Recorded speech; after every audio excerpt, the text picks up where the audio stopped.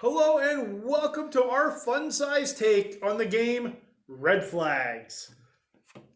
Red Flags is a highly enjoyable game for us. It's not normally a typical style game we play. We normally don't go for those whole Cards Against Humanity types where you got two of one type of card and then you're thrown for a loop with a bad card kind of thing.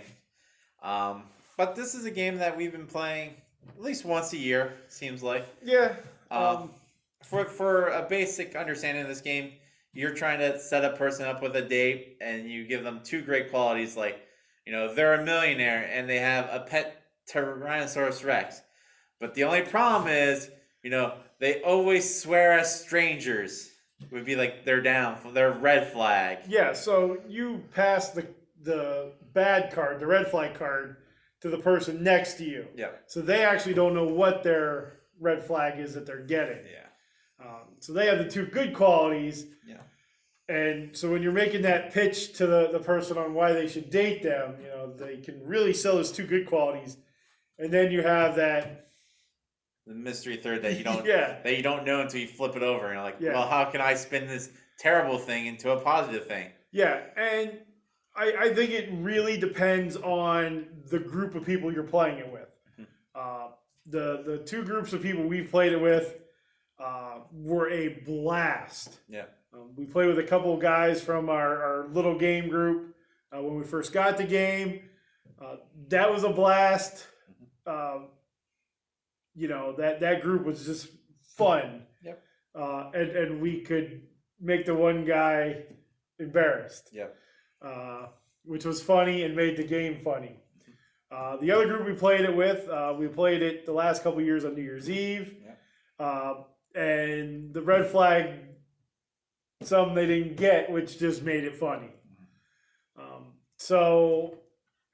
Like Tim said, it's not a game that we tend to go towards because I'm not a big fan of Super Fight. Is that what it is? Yeah, Super Fight falls in this category. Yeah, I didn't. But really... then again, we only played Super Fight with 4 people, and Super Fight's really made for a party game. Yeah, and it was people we didn't know. Yeah. So, but I still, like Tim said, Cards Against Humanity, I just don't tend to lean that way. But this, plus with the expansions, the Fairy Tale one, the Winter one, Darker Red. They're just fun, and they change it up, especially when it's you're playing it in the middle of summer and you throw out that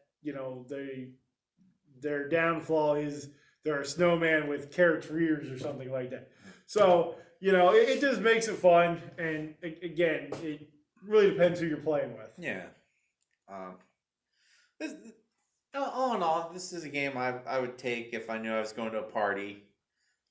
If I knew the people. If I didn't know the people, I'd probably still take it and be like, I'll fill out this group, see how they act. Yeah, and it is an adult themed game.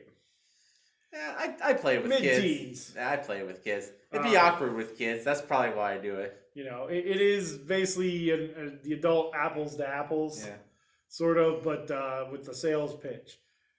We played another game similar, Snake Oil, that we enjoyed. So, yeah, maybe I do enjoy some of this type, but I think, again, it depends on the group you're with. Mm-hmm.